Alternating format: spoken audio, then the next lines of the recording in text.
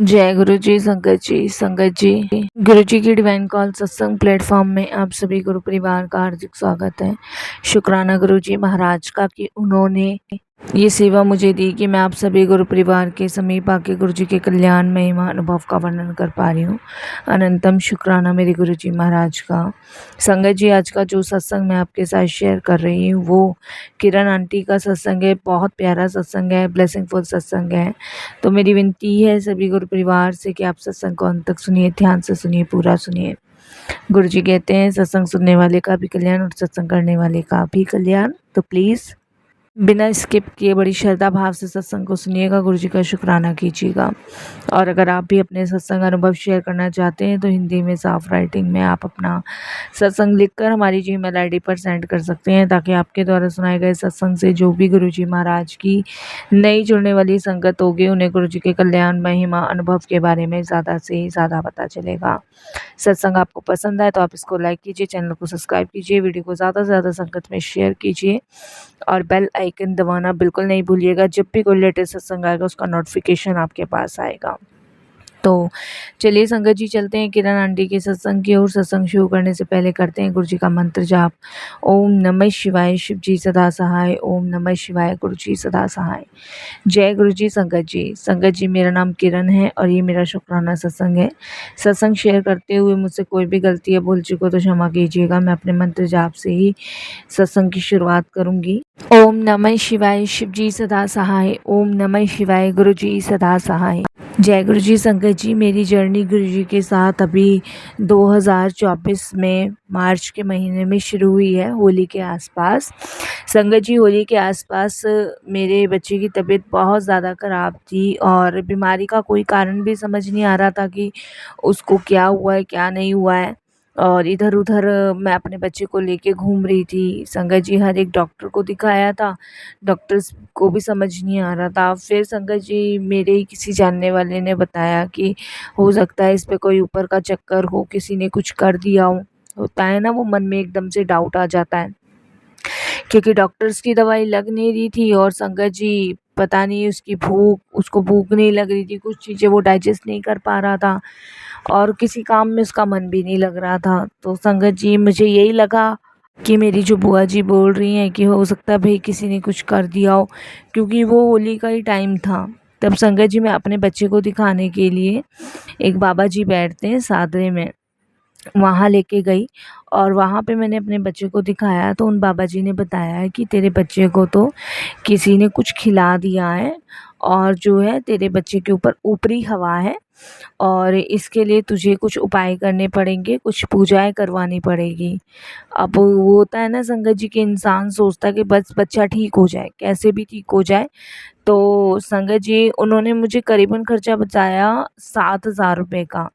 और 7,000 का खर्चा बताया तो संगत जी मैंने वो पूजा करवाई और उसके बाद संगत जी कुछ उपाय थे वो भी किए, लेकिन संगत जी कोई फ़ायदा, कोई आराम उसको पड़ नहीं रहा था, तो जिसकी वजह से मैं बहुत परेशान थी। संगत जी, फिर वो कहते हैं ना कि जब यहाँ कोई आराम नहीं पड़ा तो फिर हम किसी और बाबा को ढूंढते हैं। वही किया संगत जी, फिर किसी और के पास ले गई तो उसने भी यही कहा और उसने भी कुछ उपाय बताए, वो भी किए, लेकिन कोई रिलीफ, कोई आराम मिल नहीं रहा था। बड़ी परेशान थी साथ संगत जी, मैं बहुत परेशान, मैं आपको बता नहीं सकती। उसके बाद संगत जी डॉक्टर्स की भी दवाई चल रही थी, मतलब पैसा तो इस मतलब पानी की तरह बह रहा था। और कहने को संगत जी, मैं सिंगल मदर हूँ और मैं जॉब करती हूँ। और संगत जी, फिर मैंने सोचा कि मैं अपने बच्चे को अपने बड़े भाई के यहाँ भेज दूँ जो कि बेंगलोर में रहता है। तो मैंने अपने भाई को फ़ोन किया, मैंने कहा इसको बिल्कुल आराम नहीं लग रहा है, बिल्कुल भी इसको आराम नहीं लग रहा है, क्या करूं क्या नहीं। तो उन्होंने कहा कि दिल्ली में मेरा एक दोस्त रहता है और वो ना संजय गांधी अस्पताल में जो है ना डॉक्टर है, तो मैं उसको फ़ोन करता हूँ, अगर तू इसको बेंगलोर भी भेजेगी और बेंगलोर लेकर भी आएगी और यहाँ भी आराम नहीं पड़ा तो क्या फ़ायदा। मैं संजय गांधी हॉस्पिटल में जो मेरा दोस्त है उससे बात करता हूँ और हो सकता है भाई, क्या कहते हैं, वो अपना भाई पर्सनल ट्रीटमेंट करे, अच्छा करे, क्या पता भाई ठीक कर दे। तो मैंने कहा ऐसा कर लो। तो मेरे भाई ने संगत जी अपने फ्रेंड को कॉल किया और फिर उसके बाद उसने मुझे बोला कि तू जो है ना एक काम कर, मैं तुझे अपने फ्रेंड का एड्रेस दे रहा हूँ, तू वहाँ पहुँच जा। तो संगत जी मैंने कहा ठीक है अपने भाई को, और मेरे भाई ने कहा कि मैं आ रहा हूँ, बेंगलोर से ना आ रहा हूँ। तो मैंने कहा ठीक है ऐसा कर ले। तो संगत जी मैं संजय गांधी हॉस्पिटल गई, और संजय गांधी हॉस्पिटल गई तो मेरे भाई के दोस्त ने संगत जी मेरे बेटे को देखा और उन्होंने टेस्ट वगैरह भी करवाए। वो कह रहा टेस्ट भी सारे नॉर्मल हैं, कुछ प्रॉब्लम भी इसको नहीं आ रही है, बीमारी भी नहीं समझ आ रही है। और मेरा बेटा इतना संगत जी सूख के काटा हो चुका था ना, मैं आपको बता नहीं सकती, बिल्कुल मतलब वेट गिर गया था उसका। और संगत जी हीमोग्लोबिन उसका कम होता जा रहा था, और उसके अलावा संगत जी शरीर में उसके बिल्कुल जान नहीं थी। उसके बाद संगत जी मेरे जो भाई हैं भाभी हैं वो बैंगलोर से आए, और बैंगलोर से आए तो उसके बाद मेरा भाई बोलता है कि तेरी बात हो गई। मैंने कहा हाँ हुई तो है। वो कह रहे बीमारी समझ नहीं आ रही। तो फिर मेरे भाई के दोस्त का फ़ोन आता है मेरे भाई पे, वो कहता है यार तू एक काम कर घर आ जा। तो संगत जी मैं मेरे भैया भाभी हम सारे मिलके उनके यहाँ गए, जो मतलब मेरे भाई के दोस्त थे उनके यहाँ गए। तो उन्होंने कहा देख बीमारी तो मुझे इसकी समझ आ नहीं रही थी बच्चे की कि क्या है क्या नहीं है, और कहीं इसको वैसे दिखाया। तो मैं बोलती हूँ कि हाँ भैया मैंने इसे बहुत जगह दिखाया, 2 बाबा को दिखाया। एक ने तो 7,000 रुपये की पूजा बताई और एक ने बहुत पैसे ले लिए, पूजा और पाठ थोड़ा की करवाया बाकी पैसे लिए। तो कहता है देखो ये सब बेकार की चीज़ें हैं, अगर तुम्हें मुझ पे विश्वास है। तो मेरा भाई कहता है अरे यार तू कैसी बात कर रहा है, विश्वास क्यों नहीं होगा, तो तुझे मैं लेके चलता हूँ एक जगह। तब संगत जी उन्होंने हमें संडे का दिन था, और उन्होंने कहा कि संडे को अगले नेक्स्ट डे छुट्टी है, तो संडे को तुम शाम के समय मेरे पास आ जाओ, फिर मैं लेके चलता हूँ। तो शाम को हम संगत जी 4 साढ़े 4 बजे उनके यहाँ वसुंधरा एन्क्लेव में पहुँच गए। वहाँ पहुँचने के बाद संगत जी उन्होंने हमें ले जाने के लिए कैब करी, उनके पास गाड़ी थी और एक कैब हमने कर ली थी। तो हम लोग संगत जी चल दिए। तो मन में बड़े सवाल थे कि भई कहाँ फिर से वही पैसे खर्च ना हो, पूजा पाठ ना हो। होता है ना मन में आता है, ठीक है भाई का दोस्त है, बचपन से मेरा भाई और जेपी सर जो है ना वो बचपन से ही पढ़े हैं, जिन्हें मैं जेपी सर कह के बुलाती हूँ लेकिन अब भैया बोलती हूँ। तो संगत जी वहाँ पे मतलब वो लेके गए बड़े मंदिर में जहाँ पे गुरुजी महाराज का आश्रम है दिल्ली में। वहाँ जाने के बाद संगत जी पहली बार ऐसा सुंदर सुहावना मैंने मंदिर देखा जो कहीं नहीं देखा था।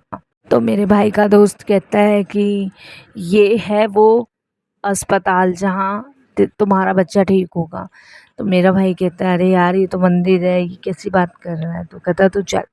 अंदर ले गए, माथा टिकवाया, बड़ा अच्छा लग रहा था। मेरा पहला अनुभव था संगत जी, बहुत शांति सुकून मिल रहा था, बच्चे को भी बहुत अच्छा लग रहा था।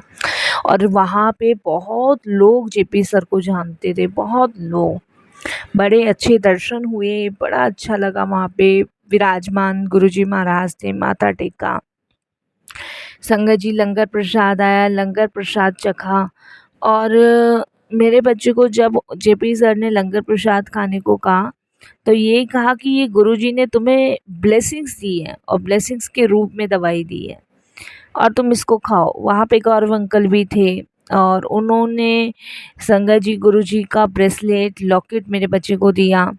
और संगत जी आप बिलीव नहीं मानोगे कि जो गुरुजी के अंदर का जल होता है वो भी उन्होंने मेरे बेटे को दिया और कहा कि आंटी आप इसको रोज़ पिलाना ये जल प्रसाद और देखो आपका बच्चा कैसे सही होगा। वाक़ई में संगत जी मेरे बच्चे में इंक्रीमेंट होना शुरू हो गया। जिस दिन से उसने लंगर प्रसाद खाना शुरू किया, जिस दिन से उसने बड़े मंदिर जाना शुरू किया, जिस दिन से उसने जल प्रसाद शुरू किया पीना, संगत जी मेरे बच्चे में बहुत इंक्रीमेंट होना शुरू हो गया। और आप बिलीव नहीं मानोगे मेरा बच्चा बिल्कुल स्वस्थ हो गया गुरुजी की कृपा से। तो ये एक ऐसा दरबार है, एक ऐसा मंदिर है जिसे हम कहते हैं कि यहाँ पे डॉक्टरों की डॉक्टरी फेल होती है। जेपी सर ने वहाँ पे बताया गौरव अंकल के साथ कि मेरी डॉक्टरी तक यहाँ फेल हो गई थी गुरुजी के दरबार में। और गुरुजी के ब्लेसिंग्स देने के तरीके बहुत थे। गुरुजी ने अपनी संगत को ना जाने किस किस तरीके से ब्लेस किया, किस किस तरीके से उनके कष्ट काटे, किस किस तरीके से रोग दूर किए। हमारी जब डॉक्टरी ख़त्म हो जाती थी तब हम डॉक्टर के पास आते थे, जो कि ये बैठे हुए हैं, यानी कि हमारे गुरुजी महाराज। कहते हैं कि हमारी डॉक्टरियाँ भी गुरुजी के आगे फेल हैं। यहाँ देवी देवता सभी नमस्तक होते हैं, तो हम तो कुछ भी नहीं हैं। जेपी सर कहते हैं कि यही एक वो स्थान है जहाँ पर आपको नई ज़िंदगी मिल सकती है, और नई ज़िंदगी ब्लेस सिर्फ भगवान करते हैं और किसी के हाथ में नहीं है। बस यहीं से हमारी गुरुजी के साथ जर्नी शुरू हुई और आज तक मेरे जीवन में आनंद मंगलमय, और मेरा बेटा बिल्कुल स्वस्थ है। शुक्राना गुरुजी। ये एक छोटा सा सत्संग मैंने आपके श्री चरणों में समर्पित किया है। कोई भूल चूक हो तो क्षमा कीजिएगा। और मंत्र जाप से मैं अपने सत्संग की विराम करती हूँ। ओम नमः शिवाय। शिव जी सदा सहाय। ओम नमः शिवाय। गुरुजी सदा सहाय। जय जय गुरुजी। धन धन गुरुजी। वाह वाह गुरुजी। शुक्राना गुरुजी महाराज।